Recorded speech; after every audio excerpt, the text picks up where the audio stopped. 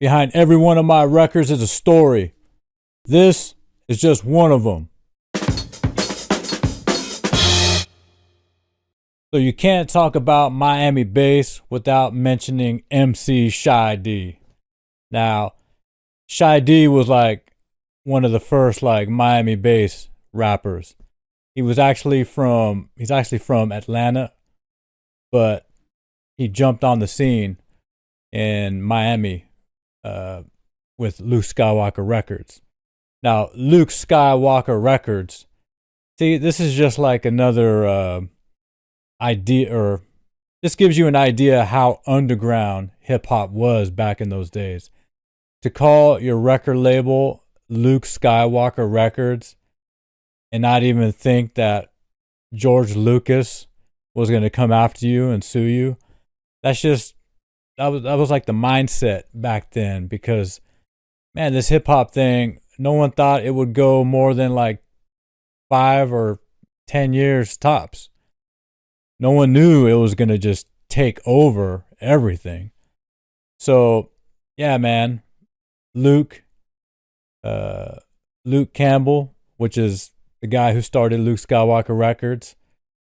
I mean, it's no wonder why he called it Luke Skywalker Records. His name is Luke, man. But it's also funny, dude. Luke Skywalker Records. And the logo is hilarious, dude. Let me see. I don't know if you can see it that well there, but it has a cloud and there's 2 legs that appear to be walking from the cloud. Luke Skywalker Records, man, right there, dude. So anyway, Luke Skywalker Records was pretty much like the premier Miami bass record label. Now, the bass, the 808 kick, which was extended, I think the story goes it was Rick Rubin who actually had the idea to sustain the bass, the 808 kick, to make it like longer. And the reason why I'm saying that is because I remember, I think it was an interview with Dr. Dre from Original Concept. Not the Dr. Dre from NWA, but the East Coast Dr. Dre, who was actually, after Jazzy J couldn't do it, Dr. Dre was the DJ for the Beastie Boys when they started touring. So anyway, I remember in an interview he said that when he went in to record, I guess Original Concept had that one song, Can You Feel It? And on the B side, it was Knowledge Me. So I think he was saying something like, I guess he already like had his beats programmed. Dr. Dre programmed all the beats for that song. But then when he plugged it into the 808, Rick Rubin, hooked all the MIDI up and started to trigger his programs on the 808 drum machine. That's when he heard the long sustaining bass kick of the 808, which was, if I'm not mistaken, the idea of Rick Rubin. So when Dr. Dre heard that, he's like, oh man, boom, boom, boom, boom, boom, boom. I mean, the whole song just transformed into this just bass heavy song. And so anyway, that was pretty much the introduction to the long sustaining 808 kick drum, which is so defined by hip hop music. So when that was out, obviously it inspired everybody, because I mean, man, that 808 kick, when it's sustaining, boom.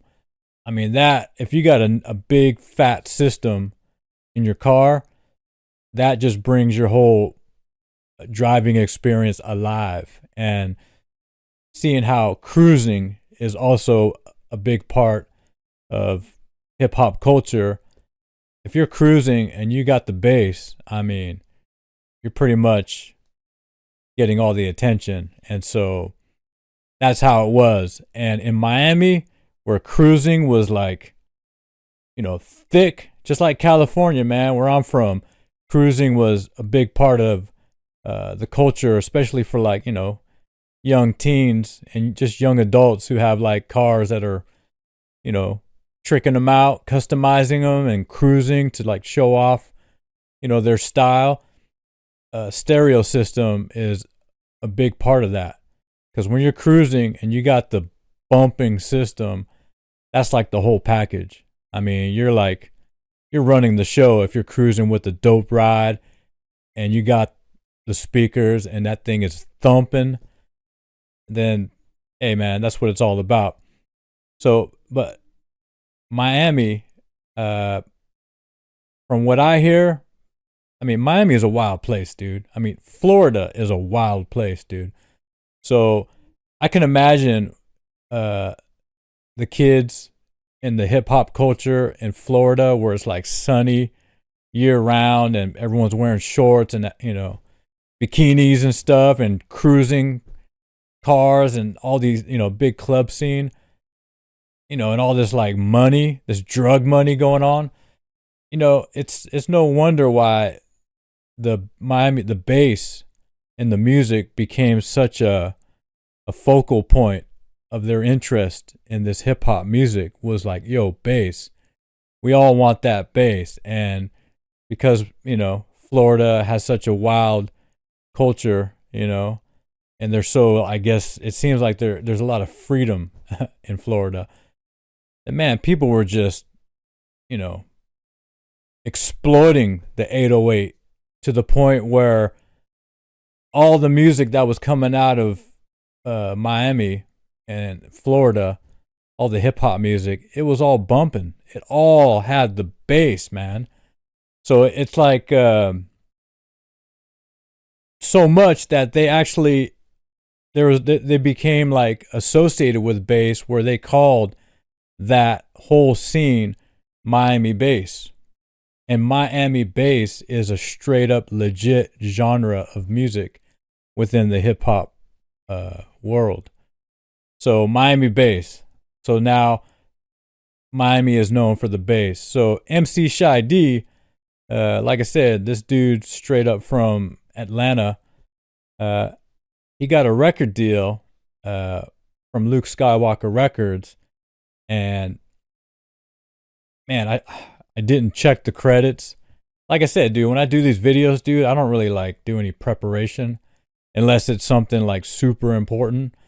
But like, I'm pretty sure all the stuff that was coming out of Luke Skywalker Records, it was pretty much, I think the ghetto DJs, ghetto style DJs that were making the beats. Luke Campbell, Luke Skywalker himself, involved in making the beats. Mr. Mix, and probably DJ Man also making the beats. Anyway, man. So MC Shy D, this song, let's hook it up. So this 12-inch single, I Gotta Be Tough. This is not his first single, but this is definitely, I would say, probably his biggest underground single. It could be his overall biggest single. But I think the first record he had out, oh man, it was a silly record, dude. I think it might have, oh man, I can't even remember it. Oh, Rap Will Never Die. I think that's the name of the song. Rap music will never die. So MC Shy D, that was the first record he came out with. That was not on Luke Skywalker Records. That was on another like sub label of, I think, Foresight Records. I don't know, dude. But anyway, but that was his first one. Then after that, he came out with another record. And I can't even think of which that one was either. I think this is his third single. Either that or else his second. But I think it's his third single, dude. So anyway, dude, this single blows up because, man, this has the bass. And it has like, I mean, he's rhyming, dude. I mean, let's just put it out there, dude. MC Shy D is not the best MC. But we're talking like 1985, 1986, I think 87 at the latest. And then we're talking Miami bass. There's a whole different standard in Miami bass music. First and foremost, it's all about the bass. The bass and the beat. So whatever beats that are bumping on the record, that is pretty much the main focus.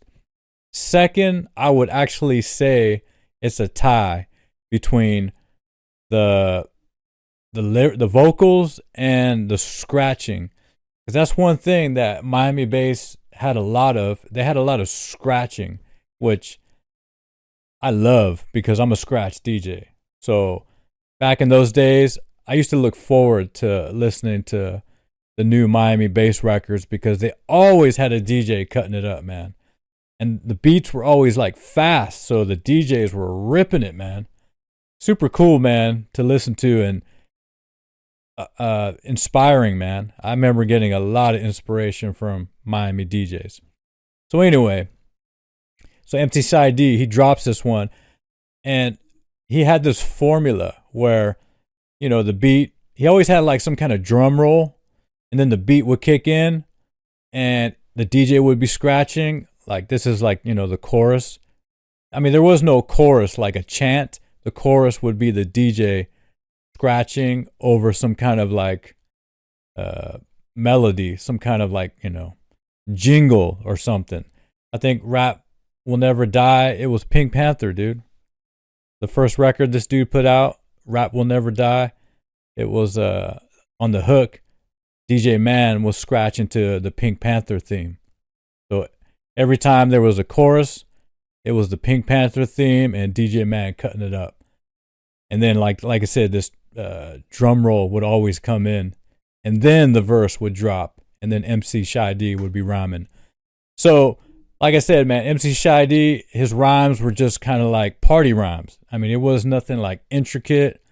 Wasn't like, you know, flipping the script or doing any kind of like, you know, different flows and stuff. He was pretty much just to the point, just party rapping, which it worked because it's Miami bass, dude. I mean, when you're playing a Miami bass record, dude, it's all, you hear it as one whole thing. You hear it with the bass, the MC rapping, the DJ cutting, you know, whatever kind of sample or jingle that's playing. It's just one big thing, and it's just party, you know, party music, club music, you know, like hip hop club music, right? So, and the MC, it's just all about getting hype. A lot of this Miami bass music, it actually reminded me of like music they would play like at a school rally, you know, like maybe like a homecoming game where the football team is going to play a rival, and before that they're in the gym and they're trying to hype everybody up, and they're doing these chants and all this stuff. It kind of reminds me of like this Miami bass music, you know. What was it? Gwen Stefani, dude, did some song. I forgot what it's called, dude. It's got this like, you know, marching band drum, and it's like a cheerleader kind of like chanting song. Got what it's called, dude. You know what I'm talking about if you know that song. But that's kind of like a Miami bass formula. That's kind of like Miami bass is kind of like just boom, boom, boom, boom, boom. It's just bass, up tempo beat, and then, you know, some kind of catchy jingle that's going on the breakdown. The DJ's cutting it up all fast. I mean, it's just like, and then, you know, like I said, the MC is more like a spirit leader, you know, like a, you know, doing a chant, like, come on, everybody, let's do it, you know. It's like you don't even, there was some Miami bass songs that came out where, yeah, they weren't even rapping. They were just doing like chants, different kind of chants and stuff. So anyway, so there it is, dude. MC Shy D, Luke Skywalker Records. And I got this record for $1, dude. I got it at, you know, one of my favorite record stores back then, which is Logos, which was in Santa Cruz, California back in the day. They have since gone under like several years ago, 10 years ago, something like that. Anyway, man, so yeah, this one I had this record like several different times. Like one time I had it, it's when it first came out, I bought it, cuz I had to have it. I had to play it at the parties cuz it was rocking. And I think I lost it, or I don't know what happened, dude, but then I got another copy, and I think that one probably got lost too, or I don't know what happened, dude, but this copy, because it has the logo sticker on it, it means it's a used copy. And I bought this used probably 3 years or more after it came out. So it's just this thing when you're looking through the bin and then you see a record like this and it's only $1, just on principle, man, you got to buy it, dude. I mean, I have some copies of, I think I got like maybe 3 copies of certain records just because when I saw it out in the wild, I had to get it because it was so cheap and it's such a dope record. I'm like, dude, I can't just let this fish go. I got to reel him in and put him in the boat, I mean, it's just like some records, man, you just got to get, dude, if it's there in front of your face. I don't know. That's just, I guess that's just, being into record digging and just, loving the music and just, having so much respect for, the vinyl copy of it. You got to get it, dude. You got to take it. So anyway, yeah, let me go back in here, dude. Let me try to focus. I'm going to show you the sticker if I can. Hold on.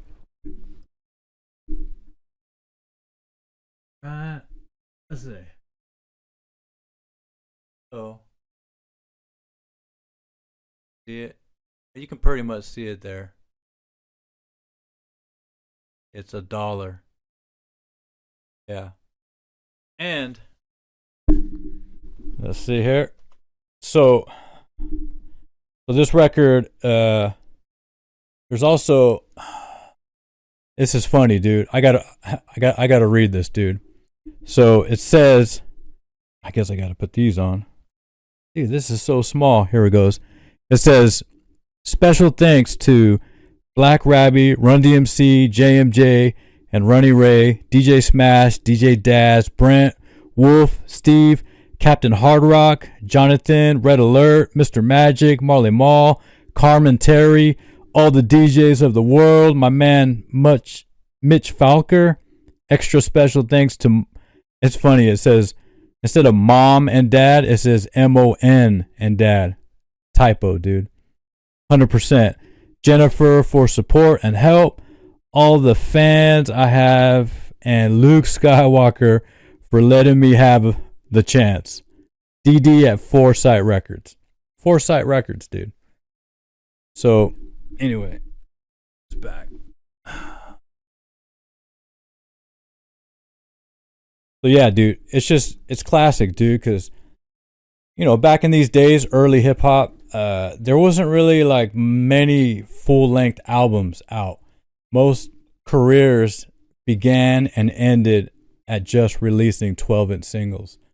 So the fact that on this 12-inch single, they're giving thanks, they're giving shout-outs on the actual label, it's funny because they probably, it's that whole thing like, hey man, this hip-hop thing, it might only last another couple years, so let's make the most of it. That's kind of what I'm getting from that, dude. It wasn't like, this is just a single, man. I mean, obviously we're gonna drop an album in a few months or whatever. It's like, nah, dude. These records were just going out like, this is it. This is my chance to put something out. This hip hop thing could just disappear next year for all we know. So it's kind of cool to like, to read that on the label because like I said, it just gives you the mentality of how they're thinking back then. They're just like, hip hop is so underground, man. No one is thinking they're going to have a career in hip hop, dude. I mean, no one is thinking that, dude. At this point, when this record came out, I think Run DMC probably, and LL Cool J maybe. I mean, dude, it's almost like no one is having a career, like a legitimate career at putting out hip hop music, as an artist or otherwise. So anyway, but I gotta be tough. Like I mentioned before, there's like a formula that Shy D had with these first records, where it was like some kind of drum roll, and then some kind of jingle with the DJ cutting over it, and then verses, kind of simple raps, and like that. Miami bass beats, of course. So on this record, the reason why this record was such a hit, they're using a Earth, Wind, and Fire sample on the breakdowns, which would be the choruses. But there is no chorus because he's not saying anything. It's the DJ scratching. Well, I guess it is a chorus because it's still music being played. But on the choruses, dude, it's this Earth, Wind, and Fire. I forgot what the name of the song is. Like, again, I'm not prepared for these videos, but it's a catchy Earth, Wind, and Fire, and it's just a keyboard and vocals on the Earth, Wind, and Fire sample. So it's perfect because it's pretty much a cappella. So you got Luke Skywalker bass beats going on, DJ Man cutting it up, and then you got this Earth, Wind, and Fire sample in the back, which fits perfect because that is the only melodic element going on aside from the scratches, which that's kind of more monotone. But man, and then the sample, it's so tasty, and it's an Earth, Wind, and Fire song that it's not one of those ones that's like super exploited, like that everybody knows. It's one of these like it's Earth, Wind, and Fire, but you don't know what song it is. But actually, it sounds familiar, like you probably heard it before. But it's just the perfect sample because, like I said, it's not exploited. It's fresh, and it's familiar, and it works, dude. So another thing I was going to mention, there's no samples. There's no sampler being used on these early Shy D records. It's just turntables. So when this Earth, Wind, and Fire, sample is playing, DJ Man, he's just cutting it in and just mixing it over the beat. And it's a long sample. Dude, it's like 4 bars or maybe 8 bars. I don't even remember, dude. But they're just playing the record, just mixing that whole piece over the beat. I mean, we're talking like before people were getting sued for samples, dude.